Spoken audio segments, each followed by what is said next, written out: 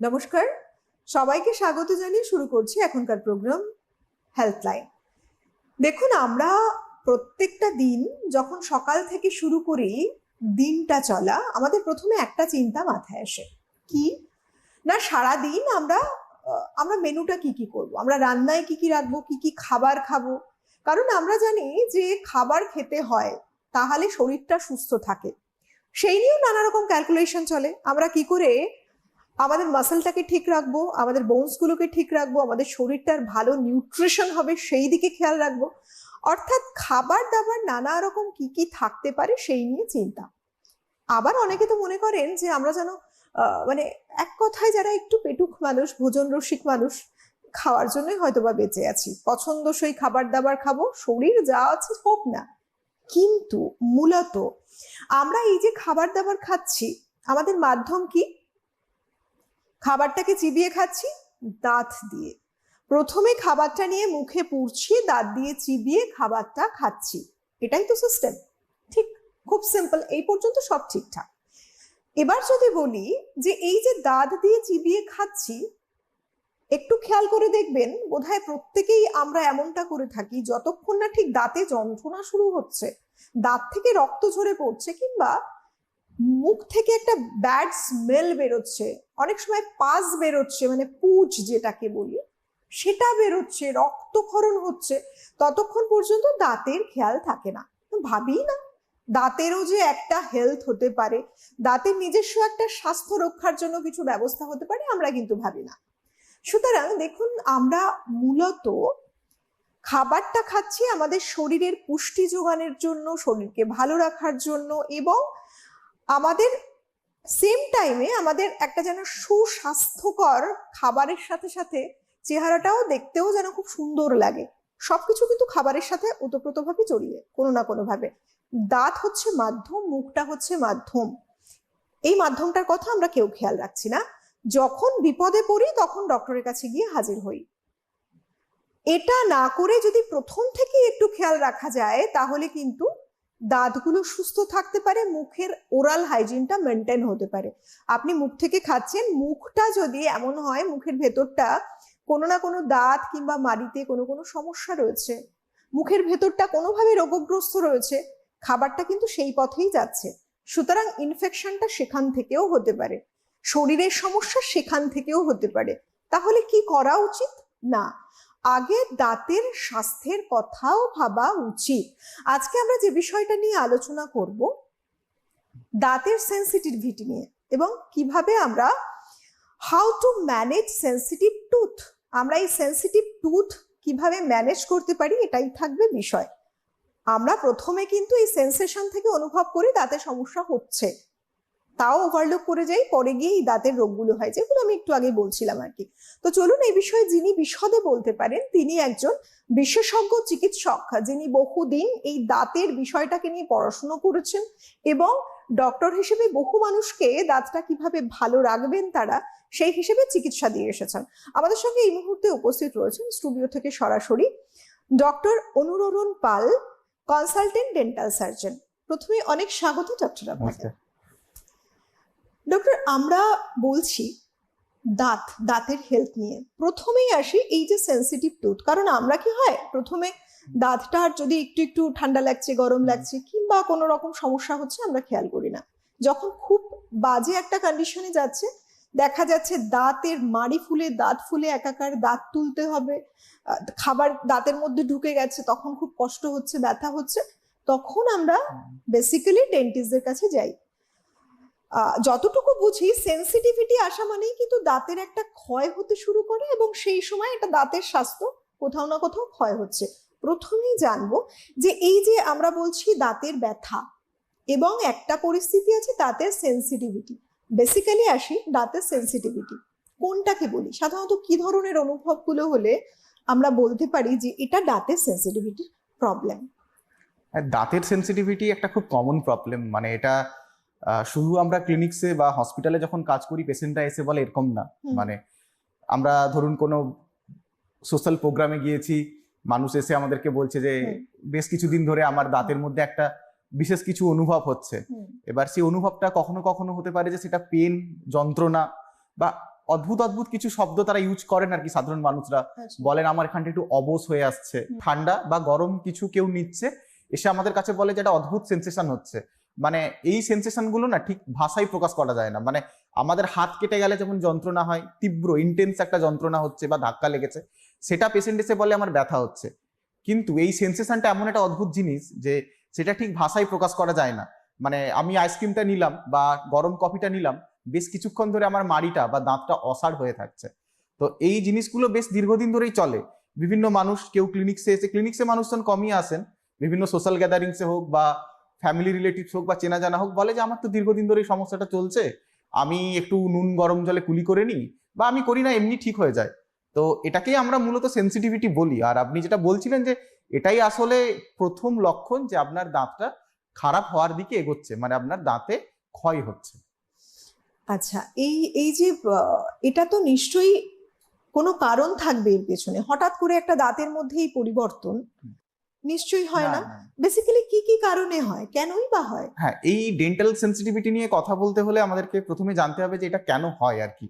কারণ আমরা যদি দাঁতের যে অংশ, আমরা দাঁত বলতে যেটাকে বুঝি, সেটা আমরা যে সাদা সাদা জিনিসগুলো মুখের মধ্যে দেখতে পাই, এটা হচ্ছে দাঁতের ওপরের অংশ।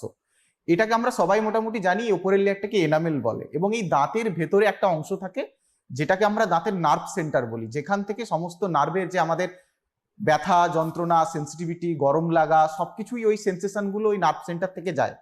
কিন্তু দীর্ঘদিন ধরে দাঁতের অযত্ন বা বয়সের কারণে দাঁতে দাঁতে ঘষা লেগে বা অন্যরকম ওরাল হ্যাবিটস থাকার জন্য, অনেকের থাকে রাত্রিবেলা দাঁত কিড়মিড় করে, আমরা যেটাকে ব্রাক্সিজম বলি, এইগুলোর কারণে দাঁতের ওপরের লেয়ারটা ক্ষয়ে যায়।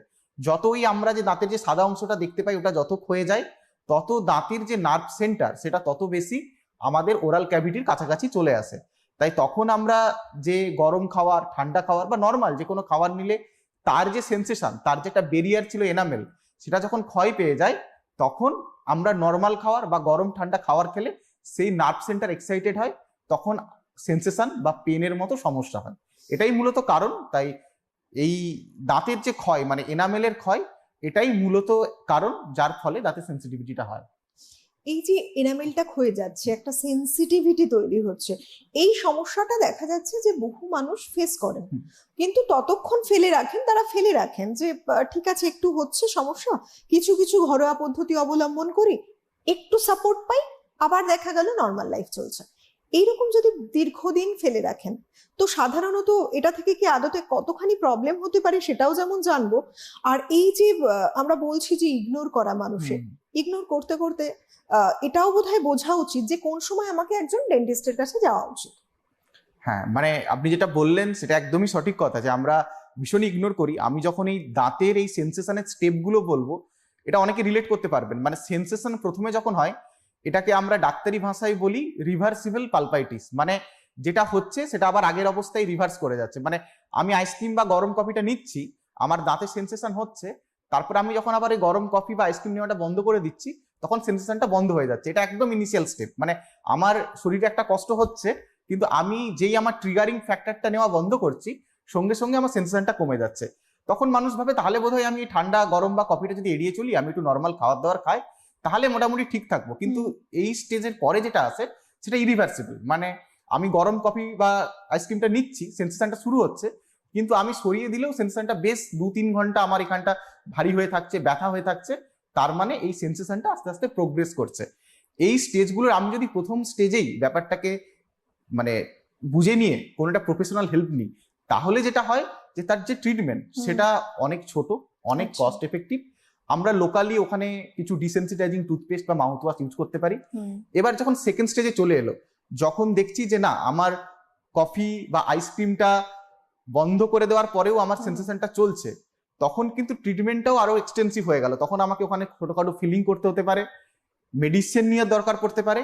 এবার এই স্টেজেও যদি আমরা ইগনোর করি, আমরা দোকান থেকে একটা পেন কিলার নিয়ে নিলাম বা একটা ওই ডিসেন্সিটাইজিং কোনো টুথপেস্ট ইউজ করে নিলাম, তাতে কিছুদিন ভালো থাকলাম। এর পরের স্টেজ হচ্ছে যেটা হচ্ছে অ্যাকুইট পেন। মানে এনামেল, ডেন্টিন সবকিছু সরে যে একদম দাঁতের নার্ভ সেন্টার অব্দি ক্যাভিটি চলে গেল।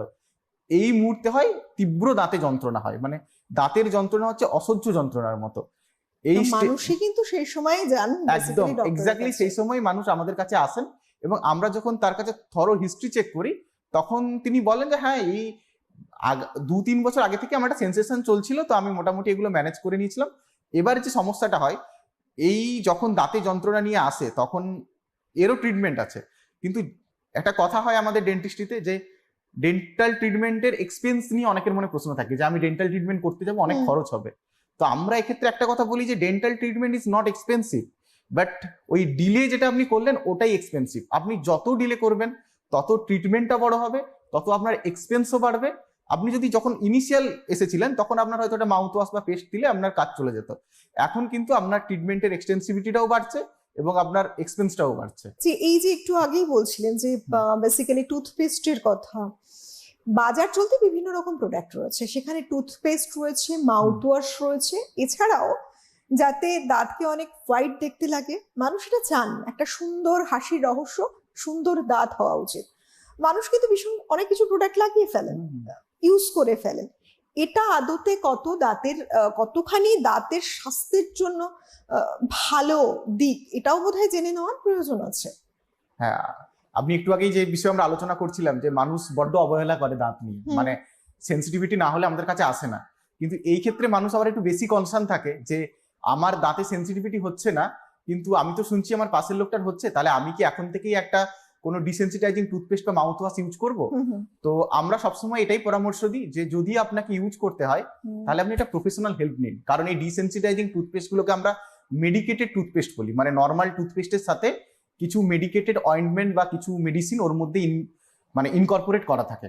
তো আপনার যেমন জ্বর না হলে আপনি প্যারাসিটামল খাবেন না, জ্বর কমার ওষুধ খাবেন না, তেমন দাঁতে সেন্সিটিভিটি না হলে আপনার ডিসেন্সিটাইজিং টুথপেস্ট বা মাউথ ওয়াশের দরকার নেই। এবার আরেকটাই কথা যে এত ডিসেন্সিটাইজিং টুথপেস্ট বা মাউথ ওয়াশ বাজারে বিক্রি হচ্ছে, পপুলার, তো আমাদের দুর্ভাগ্যের বিষয় এই টুথপেস্ট গুলো মানে মুদির দোকানে যেখানে চাল ডাল পাওয়া যায় সেখানেও পাওয়া যায়, মানুষ সেখান থেকে নিয়ে সেগুলো ইউজ করছে। কিন্তু এই ডিসেন্সিটাইজিং টুথপেস্ট গুলোকে আমি এক্ষুনি বললাম মেডিকেটেড টুথপেস্ট, মানে বিভিন্ন টুথপেস্টের বিভিন্ন আলাদা আলাদা ফর্মুলা, কোনোটা আপনার সেন্সেশন কমাতে সাহায্য করছে, কোনোটা আপনাকে লং টার্মে সেন্সেশনটা যাতে না হয় তাও প্রতিরোধ করছে। মানে আমি যদি বলি যে সেন্সেশনটা কেন হয়, মানে এই যে আমি এনামেল একটা লেয়ারের কথা বললাম, দাঁতের ঠিক নিচেই ডেন্টিন বলে একটা লেয়ার থাকে যেটাই মূলত সেন্সেশনটা করায়। এবং আমরা যখন এটা চোখে দেখা যায় না, যখন আমরা মাইক্রোস্কোপের তলায় ওই লেয়ারটাকে দেখি, ওই লেয়ারের ভিতরে প্রচুর ছোট ছোট ক্যানাল টিউবুলস আছে, তার মধ্যে ফ্লুইড থাকে, তো তার মধ্যে নার্ভ ফাইবার থাকে, তো এগুলোই কিন্তু সেন্সেশনটা করায়। তো কিছু ডিসেন্সিটাইজিং টুথপেস্ট মাউথ ওয়াশ আছে যারা ওই নার্ভটাকে নাম করে দেয়, অবশ করে দেয়। মানে আপনার সেন্সিটিভিটি হচ্ছে, আপনি টুথপেস্টটা ইউজ করে নিলেন, তাহলে যেটা হলো যে আপনার নার্ভটা নাম বা অবশ হয়ে গেল, আপনি একটু রিলিফ পেলেন। কিছু টুথপেস্ট আছে তার যে সাময়িকভাবে ব্যথাটা কমলো, আপনি একটু রিলিফ পেয়ে গেলেন। কিছু টুথপেস্ট আছে তাতে যে ইনগ্রিডিয়েন্টটা থাকে তারা যেটা করে ওই বান্ডেলটাকে ব্লক করে দেয়, মানে যদি ওটাকে ব্লক করে দেয় ওটাকে আমরা রিপেয়ার বলছি, মানে ব্যাপারটাকে রিপেয়ার করে দিল, তাহলে ইন ফিউচার আর ওটা হবে না। আরেক ধরনের টুথপেস্টে যাতে ফ্লুরাইড বলে একটা কন্টেন্ট থাকে, যেটা করে ওই ওপরে যে এনামেল লেয়ারটা থাকে ওর সাথে ফ্লুরাইড অ্যাড হলে লেয়ারটা আরো বেশি স্ট্রেংথেন হয়, তাহলে অ্যাসিডিটি বা অন্য কোনো কারণে লেয়ারটা ঘষে যায় না বা উঠে যায় না। তো এই যে আমি 3 ধরনের টুথপেস্ট মূলত বললাম, আরো অনেক রকমের টুথপেস্ট মাউথ ওয়াশ আছে, তাদের ইনগ্রিডিয়েন্ট অনুযায়ী তাদের কাজ কিন্তু আলাদা আলাদা হয়ে যাচ্ছে। তাহলে আমি কোন পেশেন্টকে কোন ফেজে তার সিমটম অনুযায়ী কোন টুথপেস্টটা দেবো, এটাও কিন্তু একটা প্রফেশনাল হেল্প নিয়ে তার অ্যাডভাইস নিয়ে ইউজ করা জরুরি। তাতে যেটা হবে যে আপনি অযথা কিছু ইনগ্রিডিয়েন্ট, মানে আমি মুখের মধ্যে, মানে অনেকে করে কি ছোট বাচ্চা তাদেরকেও ডিসেন্সিটাইজিং টুথপেস্ট ইউজ করিয়ে দিচ্ছে। আপনারা জানেন কিছু মাউথ রিজলভিং ট্যাবলেট হয়, আমরা জিভের নিচে রাখি, আমরা জিভের নিচে এই কারণেই রাখি যে ওটা খুব তাড়াতাড়ি আমাদের জিভের নিচ থেকে অ্যাবজর্ব হয়ে যায়।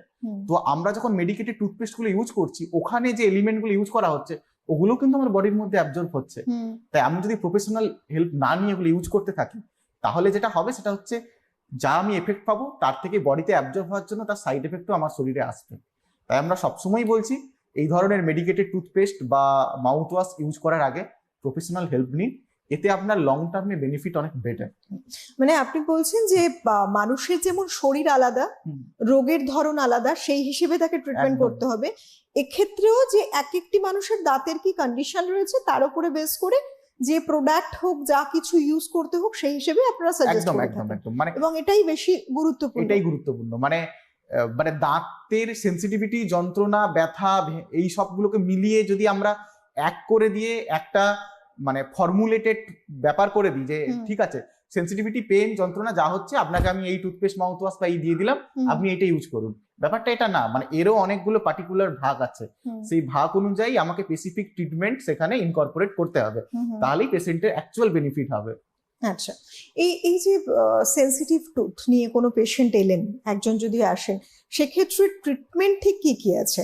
মানে ট্রিটমেন্ট বলতে মানুষটা প্রত্যেকেই চাইবেন যে এরকম সেনসিটিভিটি না থাক, তারও তো নিশ্চয়ই কতগুলো গ্রেড থাকবে। একদম প্রথম দিক কিংবা আরেকটু দেখা গেল অনেক দিন সেইভাবে লং কন্টিনিউড একটা প্রসেসে চলার পরে এলেন, treatment procedure basically treatment procedure একদম ডিপেন্ড করে, আমরা পেশেন্টের একদম প্রপার হিস্ট্রি টেকিং করি, যে তার এই যে সেন্সিটিভিটির হিস্ট্রি কি, মানে তার ইতিহাসটা কি, মানে তিনি কতদিন ধরে এই সেন্সিটিভিটিতে ভুগছেন। যদি তিনি বলেন যে আমার রিসেন্ট সেন্সিটিভিটি ডেভেলপ হচ্ছে, তাহলে প্রথম কাজ আমরা আগে একটা মাস্ট এটা যে আমরা একটা দাঁতের একটা এক্সরে নিই, দাঁতের এক্সরেটা নিয়ে দেখি দাঁতের ক্ষয় কতদূর হয়েছে। যদি খুব সম্ভবত 2-1 দিন বা 7 দিন, 10 দিন, 15 দিন তিনি সেন্সিটিভিটিতে ভুগছেন, তাহলে আমাদের খুব বেশি ইন্টারভেনশনের প্রয়োজন হয় না। যদি এক্সরে নিয়ে দেখি কোনো ক্যাভিটি বা কিছু নেই, তাহলে আমরা নর্মালি ছোটখাটো ফিলিং বা ডিসেন্সিটাইজিং টুথপেস্ট এগুলো দিতে পারি। এবার বহুদিন ধরে তিনি সেন্সেশনে ভুগছেন, যেটা একটু এক্সটেন্সিভ লেভেলে, বলছেন আমার যন্ত্রণার মতো সেন্সেশন হচ্ছে, সেক্ষেত্রে আমাদেরকে প্রয়োজন পড়লে রুট ক্যানাল বলে একটা ট্রিটমেন্ট হয়, সেটা করতে হয়, যেটা অ্যাকচুয়ালি দাঁতের ভেতরে যে পাল্প নাটগুলোকে বের করে দিয়ে দাঁতটাকে ডিভাইটালাইজ করে দেওয়া হয়, যাতে আর দাঁতে কোনো যন্ত্রণা না থাকে। এইটা একটা ট্রিটমেন্ট হতে পারে। তা বাদেও যেটা আছে, দাঁতের উপর আমরা একটা কভার বসিয়ে দিই, মানে দাঁতটাকে চারদিক থেকে ছোট করে দাঁতের উপর একটা কভার, যেটাকে ক্রাউন বলে চলতি ভাষায়, সেটাকে আমরা ক্রাউন বসিয়ে দিই। তো এই ধরনের ট্রিটমেন্ট আছে যেটা অনেক বেটার রেজাল্ট দেয়। এবং আমরা এটাও বলি যে মানুষের মানে বেঁচে থাকা যত ইম্পর্টেন্ট, মানে ভালোভাবে বেঁচে থাকাটাও ততটাই ইম্পর্টেন্ট, মানে living is as important as better living. তো দাঁতের এই সেন্সিটিভিটি গুলোকে যদি প্রপার হতে ট্রিট না করা যায়, মানে ভালো লাগার সময় হচ্ছে খাওয়ার সময়টুকু, সেই খাওয়ার সময়টুকুতে যদি উনি কষ্ট পান, তাহলে সারা জীবন এই কষ্ট তার চলতে থাকে। তাই বিভিন্ন রকমের ট্রিটমেন্ট অ্যাভেলেবেল আছে, মানে সব ধরনের ট্রিটমেন্ট, এবং রিসার্চ অ্যান্ড ডেভেলপমেন্ট হচ্ছে, নতুন নতুন মডার্ন ট্রিটমেন্ট আসছে। কিন্তু তারপরেও আমরা মানে পেশেন্টদেরকে অ্যাডভাইস করি যে যতটা পারবেন ইনিশিয়াল স্টেজে আসুন, কারণ আমরা চাই মিনিমাম ট্রিটমেন্ট বেটার এফেক্ট, যতটা মিনিমাম ট্রিটমেন্ট করে আপনাকে বেটার এফেক্টটা দেওয়া যায়, এবং তার জন্য যেটা করতে হবে তাড়াতাড়ি আসতে হবে। আচ্ছা, বর্তমানে এই ধরনের সেন্সিটিভিটি নিয়ে সব বয়সের মানুষই কি আসছেন, মানে যে কোনো বয়সের হতে পারে এই ধরনের সেন্সিটিভিটি? যেমন ধরুন আমরা দেখি কি বেসিক্যালি যে জিনিসের ইউজ যত বেশি হয়েছে, ন্যাচারালি দাঁতের ইউজ বেশি হয়েছে, মানে আমরা ভাববো যে বার্ধক্য যত যে মানুষের বয়স যত বেশি, তাদের সম্ভাবনাটা অনেক বেশি। এটা কি আদতে তাই না? এখন ফেসটা কি বলছে বর্তমানে? আমরা যখন প্র্যাকটিস শুরু করেছিলাম তখন আমরা দেখেছিলাম যে মানে বয়স্ক মানুষদেরই একটু বেশি সেন্সেশনের সমস্যা নিয়ে আসছেন, কারণ একদমই ঠিক কথা যে বেশি দিন ধরে দাঁতটা ইউজ করার জন্য দাঁতটা ক্ষয়ে যাচ্ছে, দাঁতের ক্ষয় হচ্ছে, বা আরেকটা সময় থাকে যে অ্যাসিডিটির সমস্যা শরীরে, ঠিক আছে, গ্যাস্ট্রিক সমস্যা, তার জন্য অ্যাসিড রিফ্লাক্স হওয়ার জন্য মুখের মধ্যে অনেক সময় টক ভাব, গলা জ্বালা ভাব, এটা মানে কি আমার অ্যাসিডটা রিফ্লাক্স করছে মুখের মধ্যে, সেই অ্যাসিড ও এনামেলটাকে ডিজলভ করিয়ে দেয়। এটা বয়স্কদের মধ্যে বেশি হয়, কিন্তু রিসেন্ট টাইমে দেখা যাচ্ছে যে যারা টিনেজ বা যারা একটু আর্লি এজ 30-40 এরকম এজে, তাদের মধ্যেও এই সেন্সেশনের সমস্যা আসছে। তার অন্যতম কারণ হচ্ছে ফুড হ্যাবিট। আমরা বিভিন্ন ধরনের ফাস্ট ফুড, বাজারজাত স্টিকি ফুড, বিভিন্ন স্টিকি চকলেট, বার্গার, এই ধরনের খাবারের সাথে অভ্যস্ত হচ্ছি। এই যে আমাদের ফুড হ্যাবিটটা চেঞ্জ হচ্ছে, এই ফুড হ্যাবিট চেঞ্জ হওয়ার জন্য আমাদের মুখের মধ্যে যে পিএইচ মানে অ্যাসিডিক যে ব্যালেন্স আছে, সেই ব্যালেন্সটা একটু ঘেটে যাচ্ছে।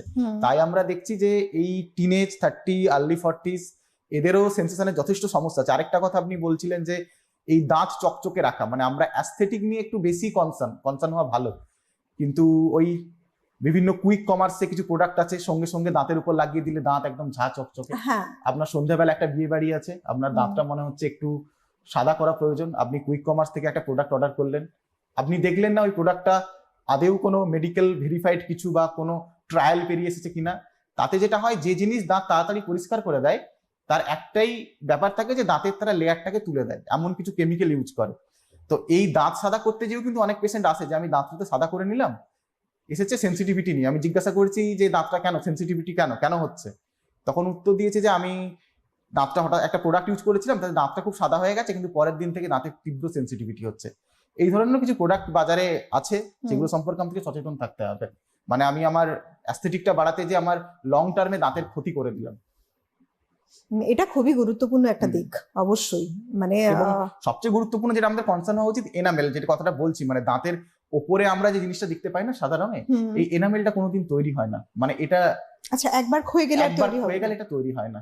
আচ্ছা। এটা যদি তৈরি করা পসিবল হতো তাহলে ডেন্টিস্ট্রিতে এত ট্রিটমেন্ট বা এত কিছু থাকতো না, মানে এটা ক্ষয় হয়ে যায়, মানে এটা তৈরি হয় না। তার মানে এই যে ট্রিটমেন্টটা, এই সেন্সিটিভিটিটা যাতে রোধ করার জন্য যে ট্রিটমেন্টটা, সেক্ষেত্রে কি কি থাকছে? এনামেল তো আর নতুন করে হ্যাঁ। হচ্ছে না, প্রোটেকশন হিসেবে কি প্রোটেকশন হিসেবে আমি এক্ষুনি বলছিলাম যে এনামেলের যে কেমিক্যাল কম্পোজিশন আর কি, যেভাবে এটা তৈরি, এটা খুবই মানে শক্তিশালী একটা জিনিস, খুবই বডির মধ্যে অন্যতম একটা শক্তিশালী জিনিস হচ্ছে দাঁতের এনামেল, মানে যেটা বলা হয় যে আমাদের হাড়ের থেকেও শক্তিশালী জিনিস। কিন্তু তারপরেও সবচেয়ে বেশি ব্যবহার হওয়ার জন্য, মানে আমরা প্রতিদিন এতবার খাওয়া দাওয়া করছি, আমাদের মুখের মধ্যে এতবার অ্যাসিডিক ইমব্যালেন্স চেঞ্জ হচ্ছে, মুখের মধ্যে এত ব্যাকটেরিয়া, সবকিছুর মধ্যে সে দাঁড়িয়ে আছে তার শক্তি নিয়ে, কিন্তু তারপরেও তার একটা ক্ষয় হচ্ছে।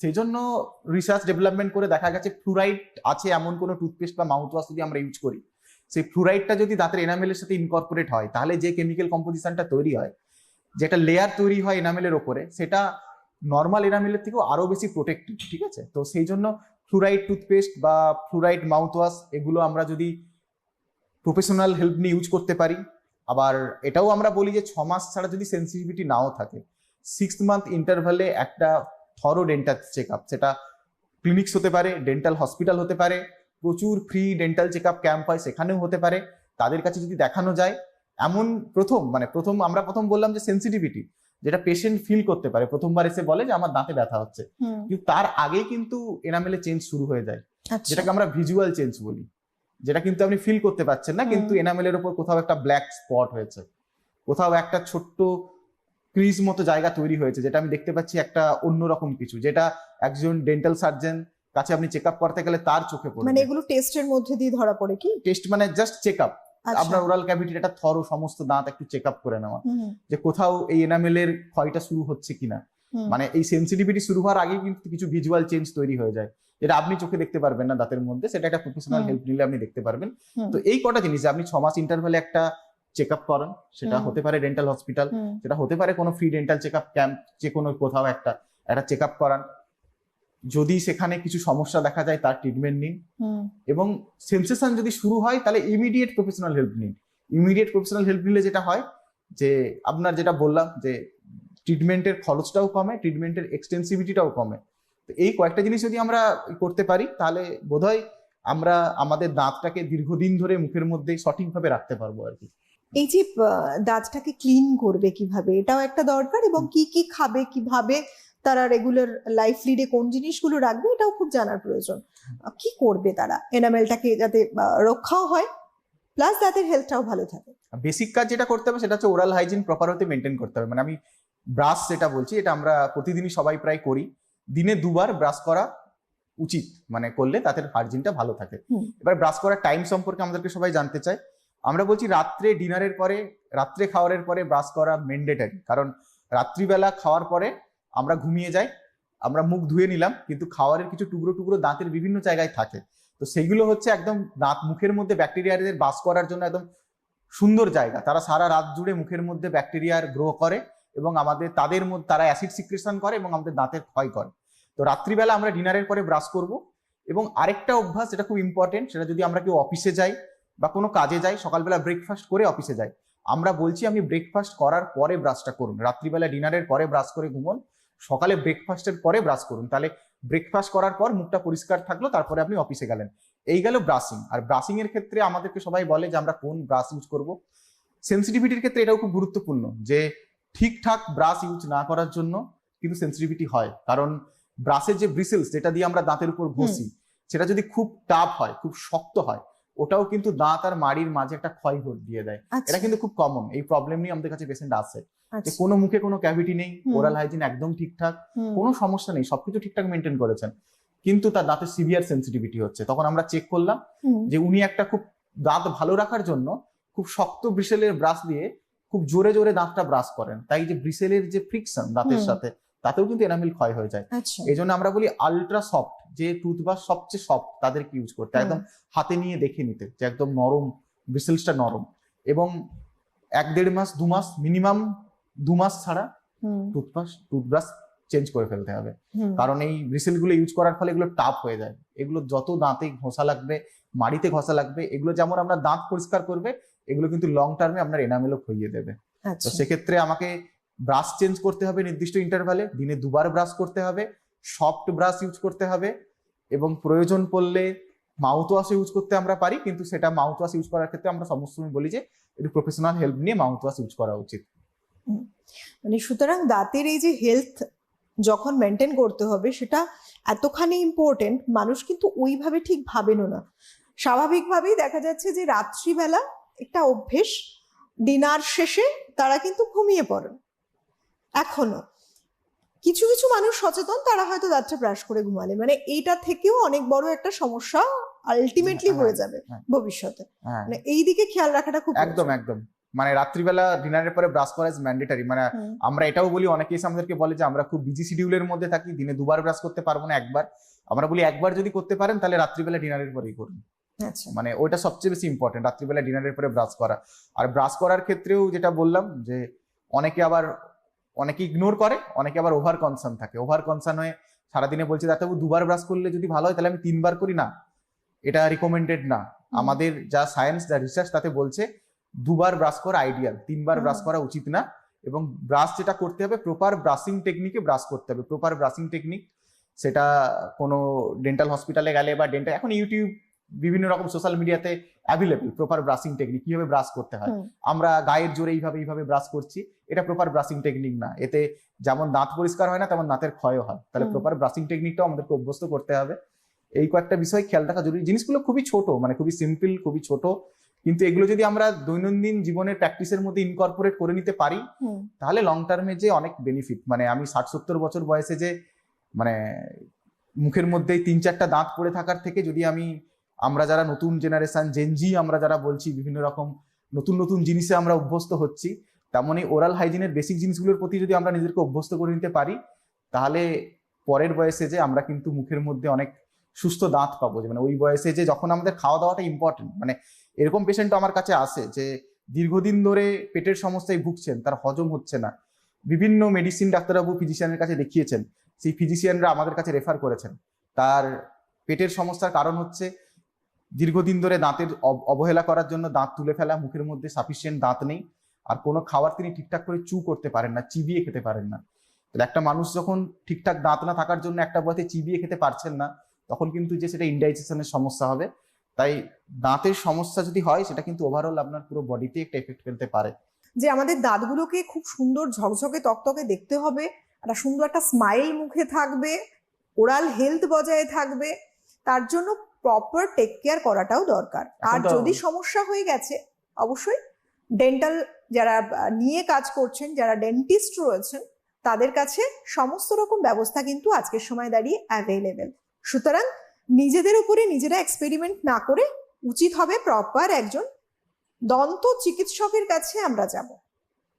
ঠিক, আজকের মতো এই পর্যন্তই। অনেক ধন্যবাদ জানাবো ডক্টর আপনাকে, ধন্যবাদ জানাবো আপনাদের সবাইকে। নমস্কার।